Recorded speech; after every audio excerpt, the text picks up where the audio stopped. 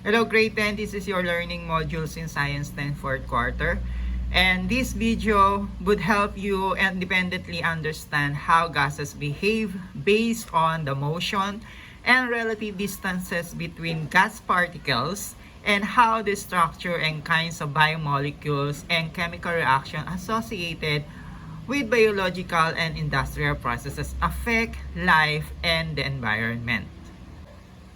The title of your learning module number 21 in Science 10 is Follow the Laws.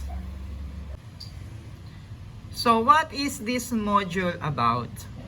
So we are surrounded by an ocean of gas known as the atmosphere.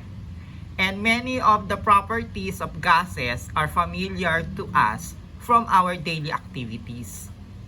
Many of us might already know how the hot air balloons work.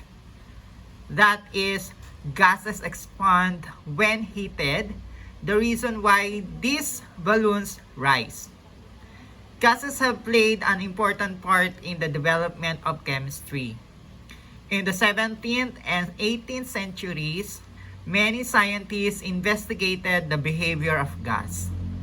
So, in this module, we will examine the determine the relationship between gas temperature, pressure, amount, and volume by solving some problems and use it to analyze the behavior of gases. So, let's start our lesson number 1 with gas laws. But before we go to our formal discussion about gas law, allow me to read some short information about gas law. Okay? So one of the three common states of matter, the gaseous state, was most easily described by early scientists. In 1662, Robert Boyle studied and shown how the volume of a gas changed as the pressure applied to it was changed.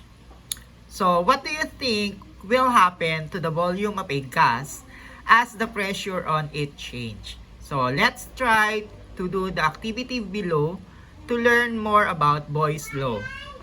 The activity below will let you find out the relationship between the pressure and volume of a fixed amount of gas at a constant temperature. LAS number 21.1, activity title Boyle's law. Our learning target is the learner will be able to investigate the relationship between volume and pressure at constant temperature of a gas. So according to Boyle's law, in 1661, the volume of a given amount of gas is inversely proportional to its pressure at a constant temperature. So meaning, Boyle's law is valid only if the amount of the gas and the temperature are constant. So let me emphasize the meaning of Boyle's law. The volume of a given amount of gas is inversely proportional to its pressure at a constant temperature. So meaning, if you decrease its pressure, its volume increase. That's why we can use the formula of P sub 1, V sub 1 is equal to P sub 2, V sub 2. Aside from the applications of Boyle's law given by the module, can you give me some example of application of Boyle's law? Another application of Boyle's law is when you fill the bike's tire with air, ang mangyayari doon, alin ang pressure at alin ang volume doon. So, yung pressure is yung manggagaling doon sa bombahan and yung volume is yung hangin na i-release nung bombahan sa gulong. That's why, if you decrease its pressure, its volume increase. Okay? Another application is our lungs. Diba? Kapag nag-i-inhale tayo at nag-exhale. So, kapag umiinga tayo, nagkakaroon ng pressure sa loob ng ating lungs, at pag dinecrease natin yung pressure na yon, di ba, lumalabas yung hangin mula doon sa ating lungs. So if you decrease the pressure, its volume increase. Okay, that's its Boyle's law. So there is an example on how to solve Boyle's law. So the example is the inflated balloon that slipped from the hand of Ren has a volume of 0.50 liter at sea level of 1.0 atmospheric pressure, and it reached a height of approximately 8 km where the atmospheric pressure was approximately 0.33 atmospheric pressure. Assuming that the temperature is constant, compute for the final volume of the balloon. So, to solve this problem, you need to analyze, no? You must to categorize the initial and final condition of the variables. We also know naman in solving the problem, di ba? So we need first to identify the given in the problem. Okay? So in this problem, the given are V sub 1 is equal 0.50 liter. This is our volume 1 or initial volume. And P sub 1 is equal 1.0 atmospheric pressure. And the final condition is P sub 2 is equal 0.33 atmospheric pressure. And the problem is find the volume or the final volume or the V sub 2. So, yun yung problem natin. So, yung volume o yung final volume o yung V sub 2. So, let's go now with our solution. So, first, sa module nyo, huwag kayo magtataka kasi kanina, diba yung formula niya is P sub 1, V sub 1 equal P sub 2, V sub 2. So ngayon, so nakita nyo sa formula niya is V sub 1, P sub 1 equals V sub 2, P sub 2. So huwag kayo malilito, no? Okay lang yung kasi dun sa given kasi natin, ang unang ibinigay doon is yung initial volume or yung V sub 1. So, pagka ganyan, okay lang yan. So, huwag kayong malilito dahil nagkapalit sila ng position. So, ang kalalabasan lang naman yan, parehas lang naman ng magiging final answer niyan. Ang importante is marunong kayong mag-derive ng formula. Dito kasi hindi pinakita kung paano siya i-derive. Pero mamaya doon sa ating exercise, magsusolve tayo manually para makita nyo kung paano dinerive yung formula, paano naging V sub 2 equals V sub 1, P sub 1 divided by P sub 2. Okay?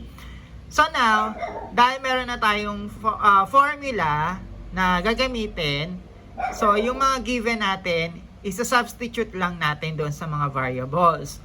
So yung V sub 2 natin is equal 0.50 liter, no? Kasi siya yung ating initial volume times 1.0 atmospheric pressure, ito yung ating P sub 1, divided by 0.33 atmospheric pressure, ito yung ating P sub 2. So, una, inimultiply muna yung 0.50 liter sa 1.0 atmospheric pressure, saka i-divide sa 0.33 atmospheric pressure. Kaya, ang final volume niya is 1.5 liter. Okay?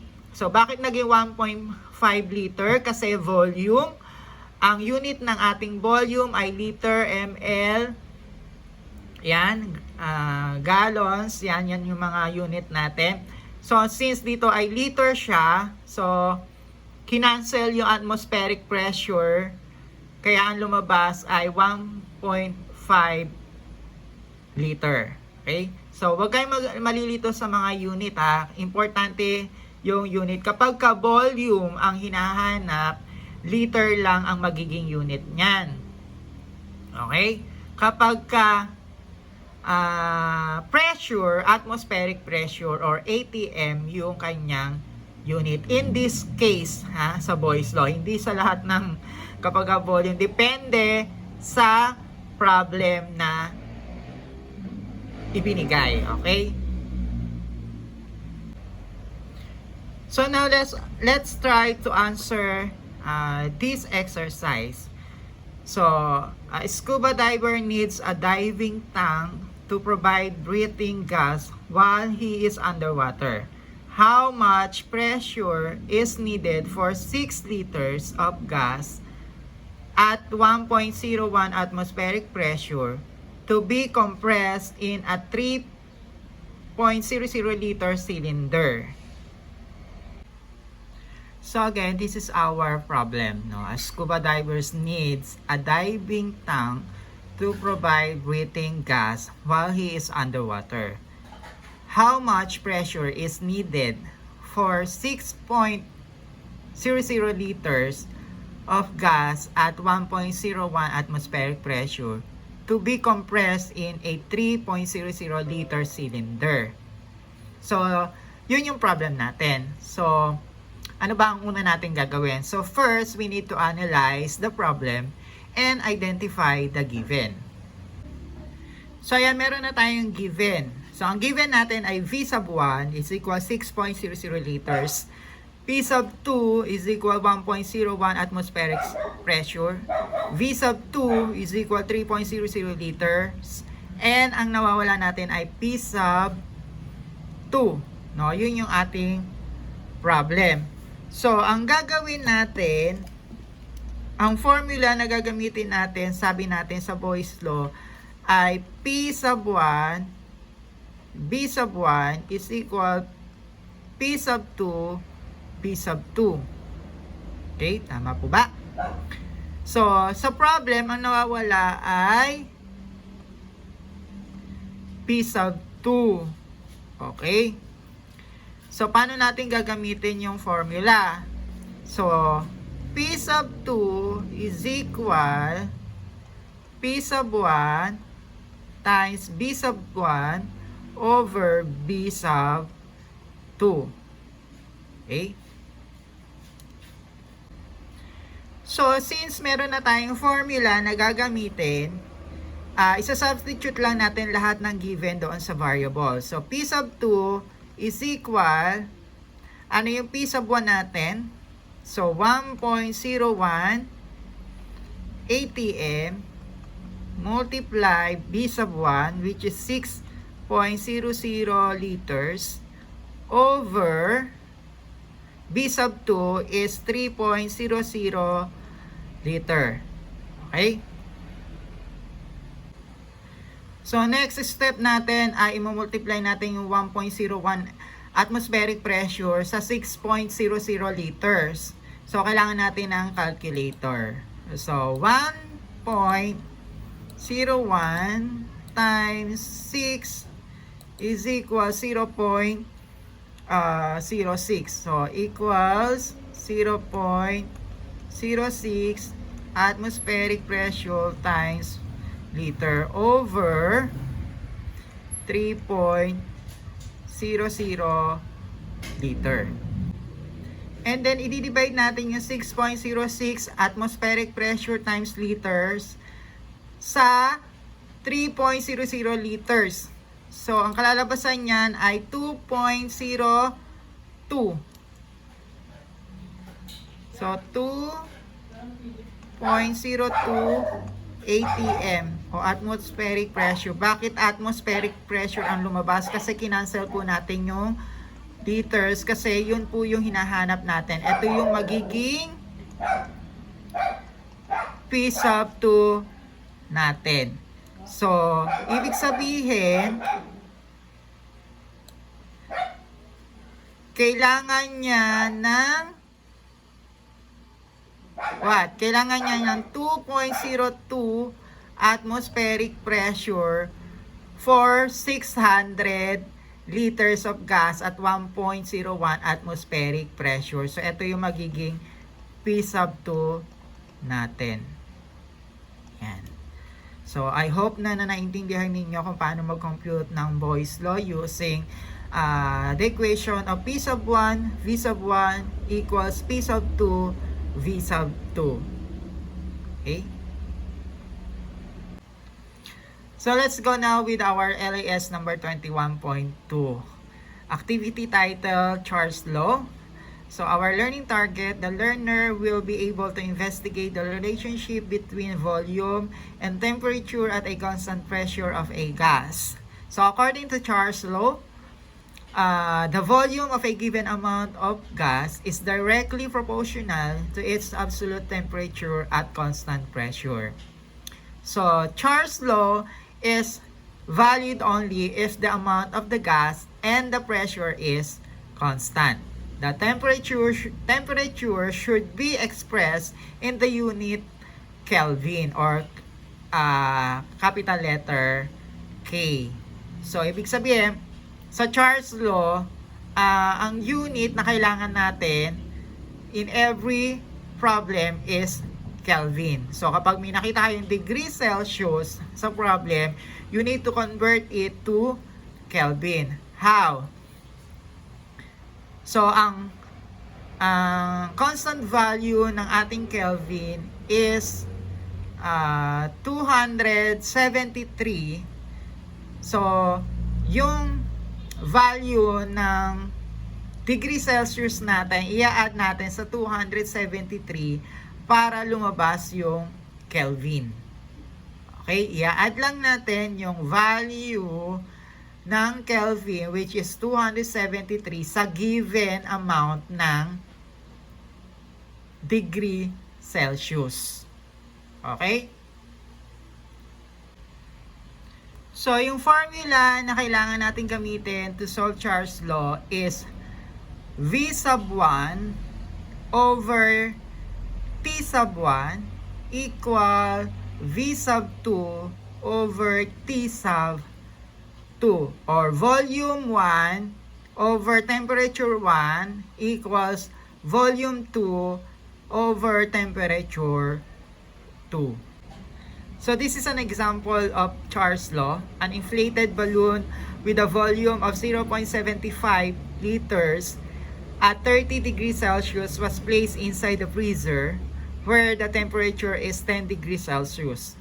Find out what will happen to the volume of the balloon if the pressure remains constant. Support your answer with computations. So, like what we did in Boyle's law, we need to analyze the problem first and categorize the given. Okay? So, we have here an initial condition and final conditions. So, in initial conditions, we have V sub 1 is equal to 0.75 liters and temperature 1 or T sub 1 equals 30 degree Celsius equal 303 Kelvin. So, paano naging 303 Kelvin yon? Sabi ko nga, kailangan natin i-convert yung degree Celsius to Kelvin. So, paano? So, ang Celsius natin ay 30 degrees Celsius plus 273 is equal 303 Kelvin. So, yun po yun. In final conditions, so, meron tayong problem na V sub 2 and we have temperature or T sub 2 negative 10 degrees Celsius is equal to 263 Kelvin. So, paano naging 263 Kelvin? So, since negative yung degree Celsius natin, so, possible dyan is mag-decrease din yung temperature as Kelvin. So, minus natin yung 273 sa 10. Kaya naging 263 Kelvin siya. Then, solve for the final volume. So, we have V sub 2 is equal V sub 1 T sub 2 over T sub 1. So, isa-substitute lang natin lahat ng given sa mga variables na meron tayo sa formula natin. So, ang V sub 1 natin ay 0.75 liter times 263 Kelvin divided by 303 or 303 Kelvin is equal to 197.25 liter divided by 303, no? Bakit naging 303 na lang siya? Kasi kinancel na natin yung Kelvin doon sa unang solution. Then, di-divide natin yung 197.25 liters sa 303. So, ang kalalabasan niyan or the final answer is 0.65 liters. So, let us try to solve exercises 1 and 2. So, number 1, at 30 degrees Celsius, the volume of a sample of a pair of air was 1.8 liter. So, what would be the volume of the air sample if it is heated to 60 degrees Celsius at the same pressure? And number 2, a given amount of oxygen gas has a volume of 25.0 liter at a temperature of 37 degrees Celsius and a pressure of 1.0 atmospheric pressure. At what temperature would this gas occupy a volume of 22.0 liter at a pressure of 1.0 atmospheric pressure? So, paano natin isosolve yan?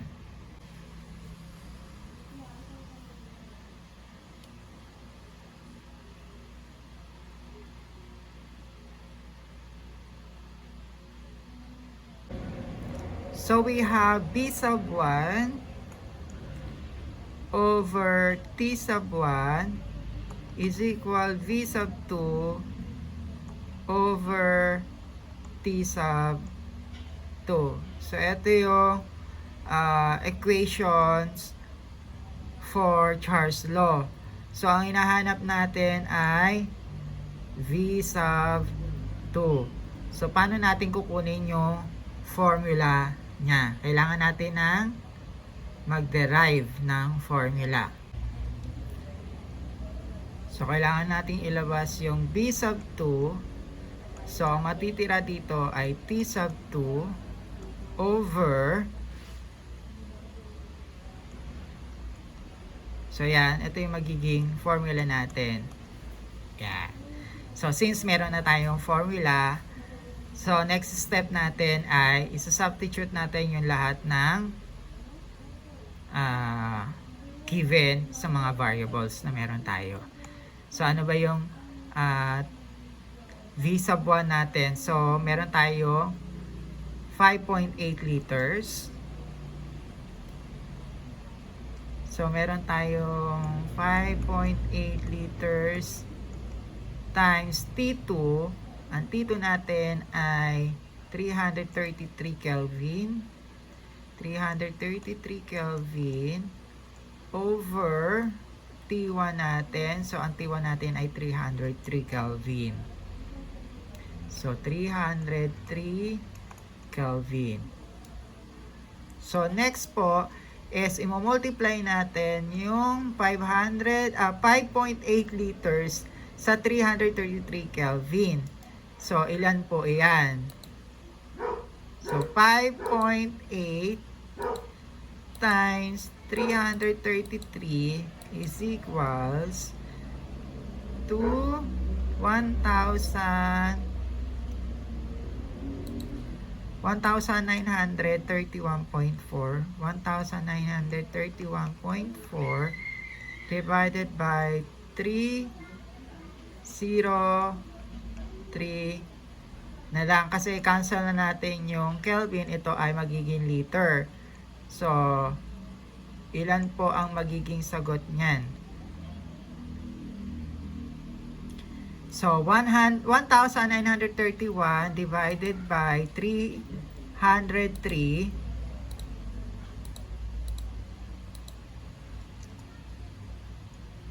So, meron na lamang siyang 6.37. So, 6.37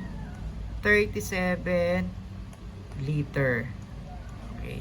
Yan po yung magiging volume number 2 o volume sa volumes V sub 2 o yung ito yung final volume na kailangan doon sa problem number 1. Sir, pwede po ba siyang i-round off?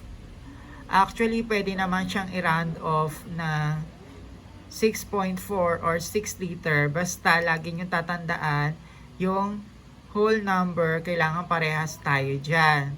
Lagi ko naman sinasabi, kapag ka nag-round off kayo, okay lang na mag-round off. Basta meron tayong whole number, okay lang. Kahit dito sa decimal point, magkakaiba tayo. Pero, hindi tayo magkakaiba dyan kasi kinuha naman natin is yung value talaga ng kung anong meron doon sa problem natin, yung given. So, pero kung mag-round off kayo dyan, be sure na parehas tayo dito sa whole number. Okay? So, next problem in Charles' law is a given amount of oxygen gas has a volume of 25.0 liter at a temperature of 37 degrees Celsius and a pressure of 1.0 atmospheric pressure. At what temperature would this gas occupy volume of 22.0 liter at a pressure of 1.0 atmospheric pressure? So, ano ba yung una natin ginagawa? So, i-identify muna natin yung mga given. Okay? So, yung mga given natin dito ay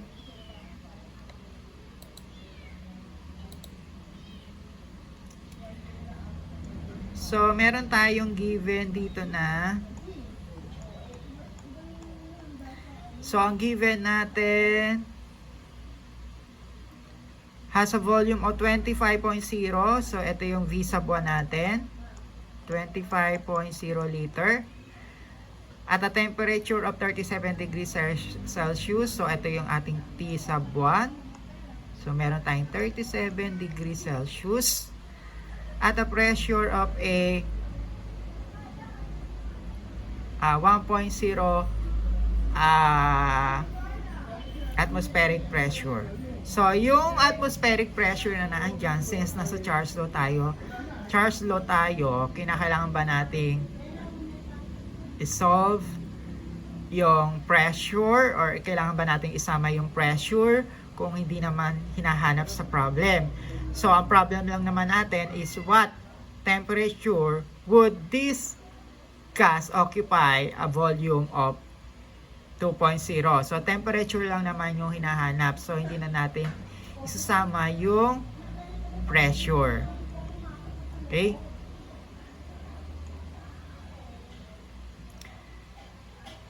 So, meron tayong B sub 2 na 22.0 liters. So, ang nawawalan sa atin ay yung T sub 2 or yung Kelvin ang nawawala dito. No? So, Kelvin ang nawawala. So, meron tayong degree Celsius. Yung temperature or 1 natin, kailangan natin siya i-convert to Kelvin. So, Kelvin is equal 37 degrees Celsius plus 273. Ilan po yan? 10, carry 1, 10, 11. So, meron siyang 310 Kelvin kung hindi po ako nagkakamali. Okay. So, ang formula na gagamitin natin dyan ay V sub 1 over T sub 1 is equal V sub 2 T sub 2. So, paano tayo magde-derive ng formula kung ang nawawala ay T sub 2? Okay? Write T sub 2, sulat nyo muna T sub 2 is equal, ano yung natira doon sa ating original formula? So, meron tayo V sub 2. Okay? So, ilalagay natin dito kasi ang hinahanap natin ay T sub 2 or temperature. So, dapat ang lumabas dyan ay Kelvin. So, dapat ang makakancel natin dyan ay dalawang volume. Diba?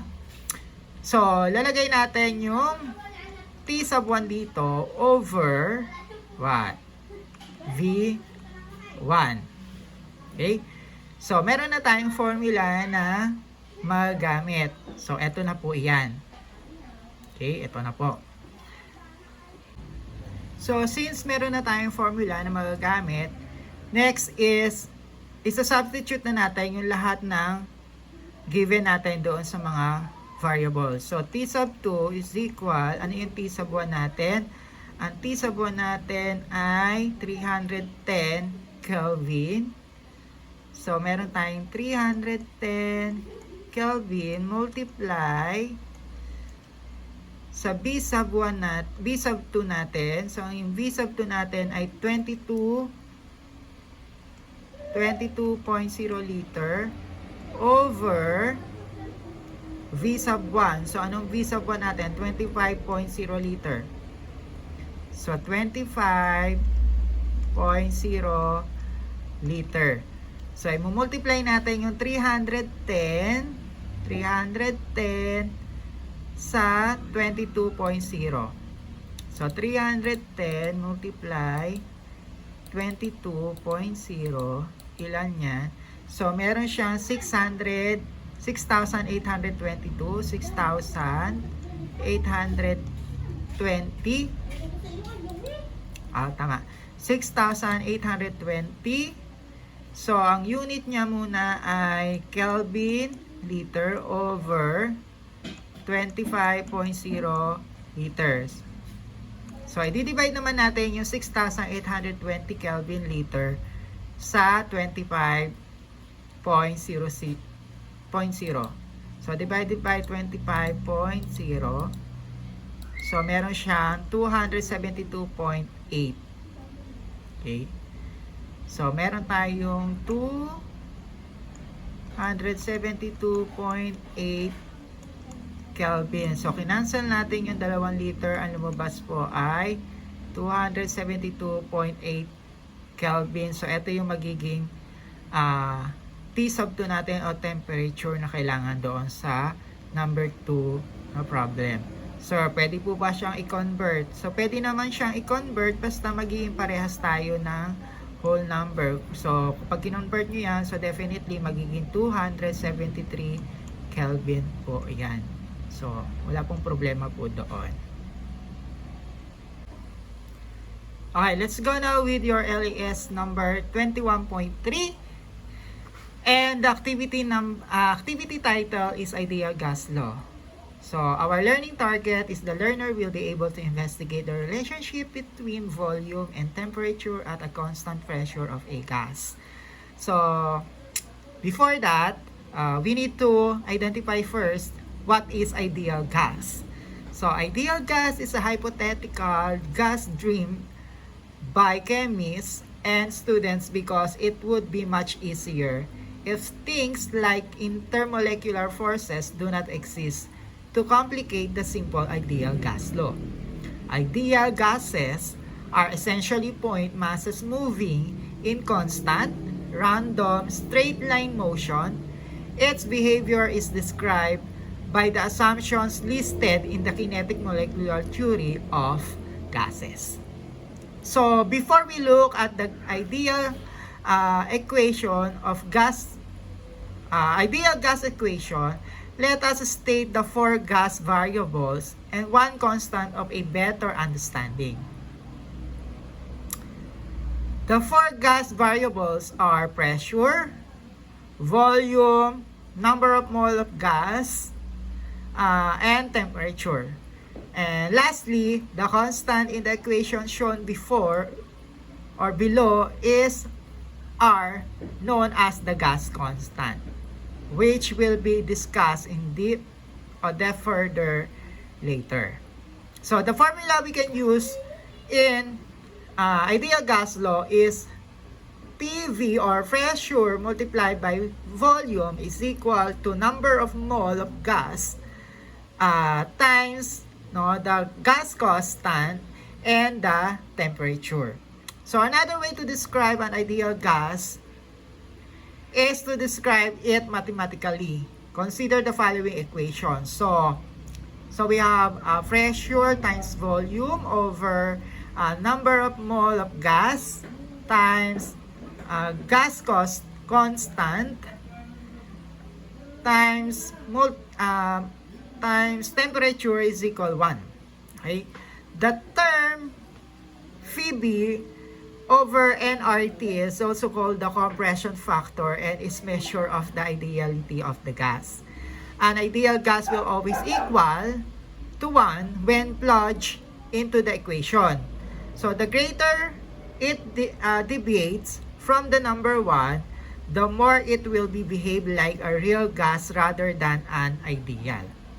A few things should always be kept in mind when working with this equation, as you may find it extremely helpful when checking your answer after working out a gas problem.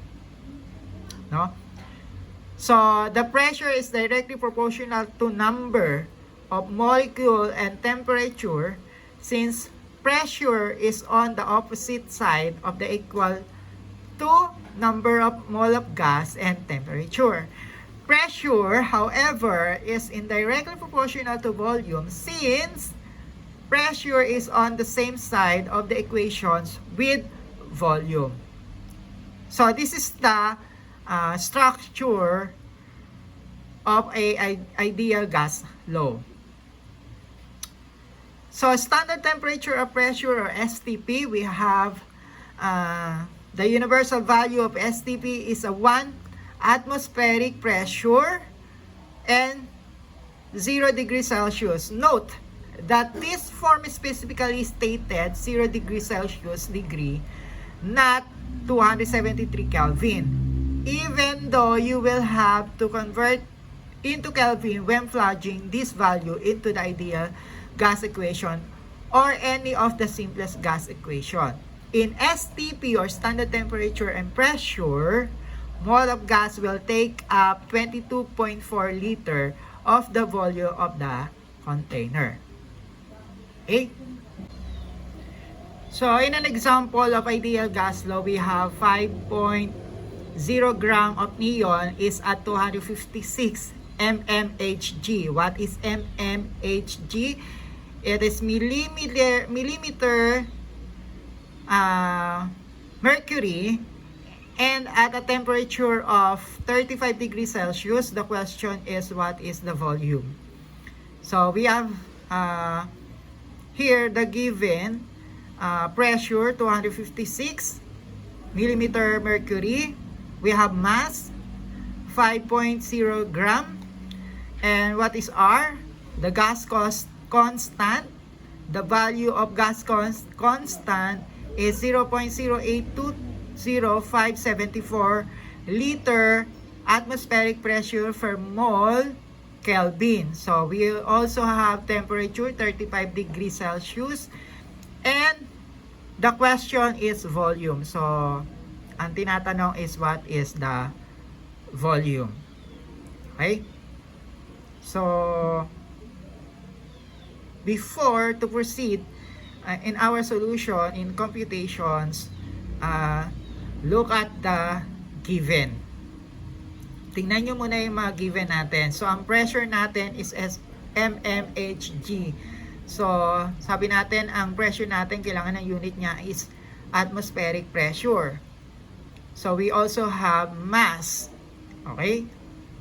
So yung mass, kinakailangan natin is yung number of moles. Diba? Wala tayong number of moles dyan, pero mayroon tayong given na mass. So we also have gas constant, and look at the temperature. Temperature natin is 35 degrees Celsius. So anong kailangan natin gawin dyan? We need to convert Celsius to Kelvin. So yung 35 degrees Celsius, okay, plus 273. So, ang lalabas dyan ay 308 Kelvin. So, makikita ninyo dito sa ating module, no, yung pressure natin, paano siya naging 0.3368 atmospheric pressure. Saan po nakuha itong 760 mmHg? So, yung 760 mmHg is constant po yan. Hindi po yan mababago. No? So, dinivide natin yung 256 sa 760, then kinancel po natin yung mmHg. So, matitira po dyan ay atmospheric pressure. Kaya po nakuha natin ay 0.3368 atmospheric pressure. So, sa mole naman, paano po nakuha yung 20.1797 gram? Okay? Constant din po yan. Hindi po siya constant. Value po siya ng neon natin. Yung atomic weight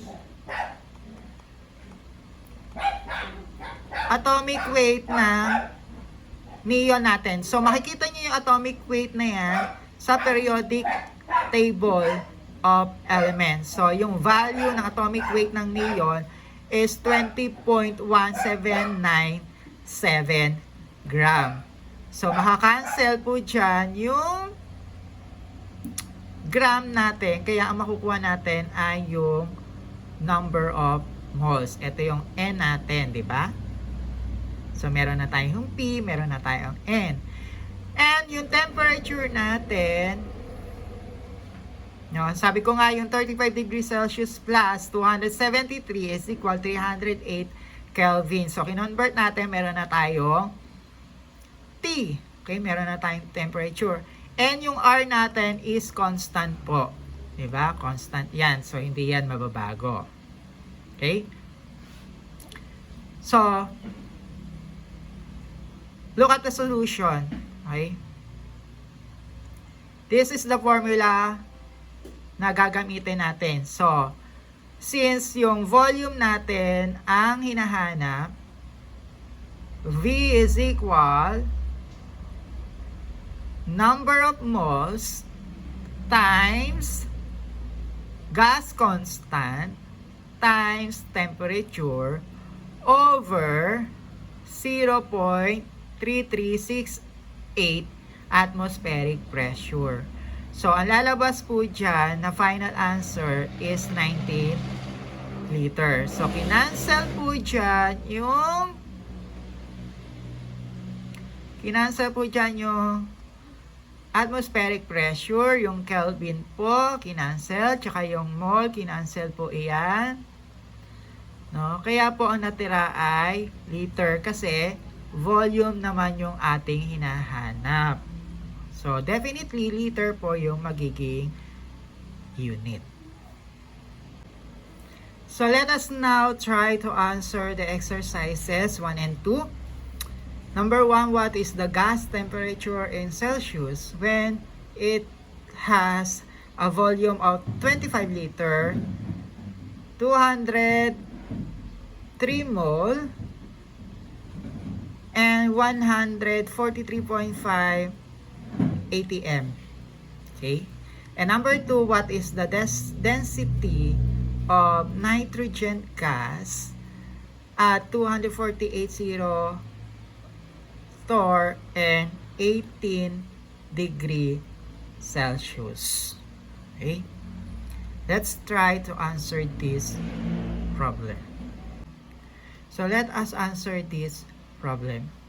So first we need to write the given.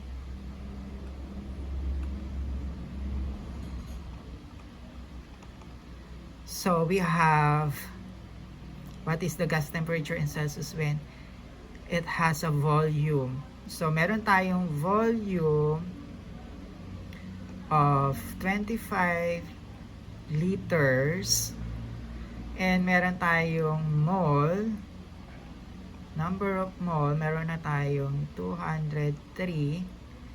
Okay? So, hindi na tayo nag-convert ng mass to mole kasi ang given na natin yung number of mole, which is 203. Then, meron na rin tayong pressure. Diba? Hindi na tayo magko-convert. So, given na yung 143.5 at atmospheric pressure. So, ano pa ang kulang? So, meron tayong gas constant na, ano yung gas constant natin? So, ano yung gas constant natin? So, meron tayong 0.082574 liter atmospheric pressure over or per mole Kelvin. So, ano na lang ang kulang natin sa given? Ang nawawala po natin sa given ay temperature. So, ang formula na gagamitin natin dyan ay Phoebe is equal nRT. Okay?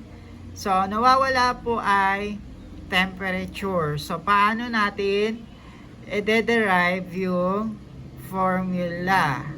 Okay? Temperature po ang nawawala. So, definitely, dapat ang magiging final answer natin dyan ay Kelvin. Kasi temperature yung nawawala. Okay? Temperature po yung nawawala. So, paano? Ang natira dyan ay N tsaka R. So, tignan nyo yung mga unit ng given natin. So, tignan nyo yung ating mga given, yung mga unit ng ating given. So, since dapat ang lalabas dito sa ating final answer is Kelvin. So, hanapin nyo sa mga given natin yung possible na pwede nating i-cancel para ang lumabas ay Kelvin. So, meron na tayong NR dito since ang nawawala kasi ay temperature over P VR, yung pressure and volume. So, yan. So, ito na yung formula na pwede nating gamitin. Oh, isa-substitute lang natin yung mga given sa mga variables. So, meron tayong 203 mole multiply R natin ay 0.082574. Ito ang unit nito masyadong mahaba. So, hindi ko L mol liter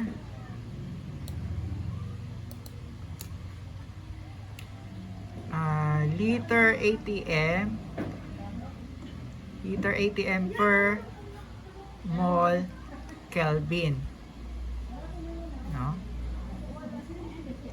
Mole Kelvin over yan, yung pressure natin is 143.5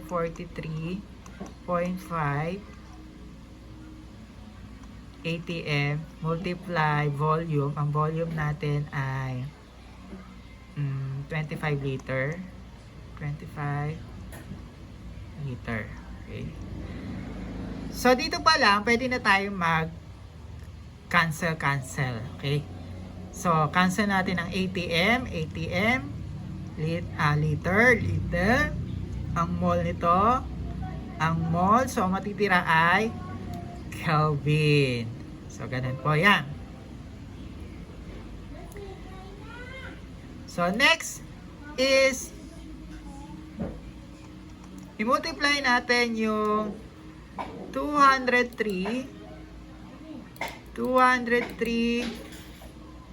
multiply 0.0820574 is equal 16.65.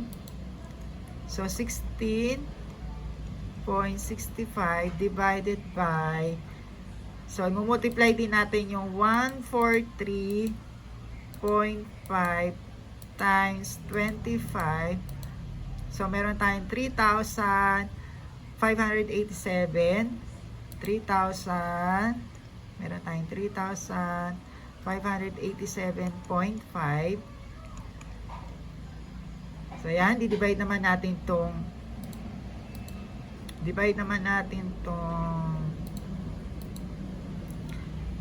16.65 divided by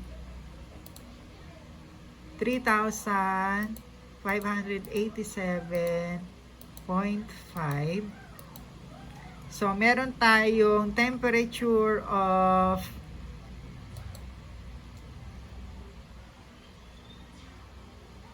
0.0046 Kelvin. So, yan po yung magiging final answer nyo po.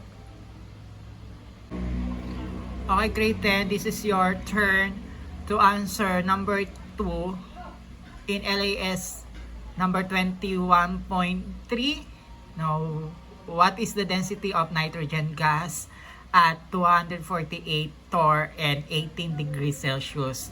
And also, post-test, because we already done to discuss the 3 types or the 3 kinds of gas law, the Boyle's law, Charles law, and ideal gas law. No, tapos na tayong i-discuss yan, and we compute all the problems in the exercise. So it's your turn, no, to solve the problem solving of your module. So direction, solve the following problems, write your solution on a separate paper. So sasubmit nyo to sa akin online. Pwede naman online, or kung hindi naman, pwede naman siyang ipasa sa susunod na pasahan o submission and kuhanan ng module. Pero mas maganda kung sasubmit nyo na siya sa akin online para ma-checkan ko na siya online, kasi post-test lang naman na ang sasagutan ninyo. And that's all for this video. Thank you very much, grade 10. I hope you learn more about gas law, the different types of gas law. And take care of yourself. Stay home and keep safe. Dahil hindi pa naman tapos ang pandemic, no? So mag-iingat po tayong lahat. And God bless. Okay? Thank you. Bye.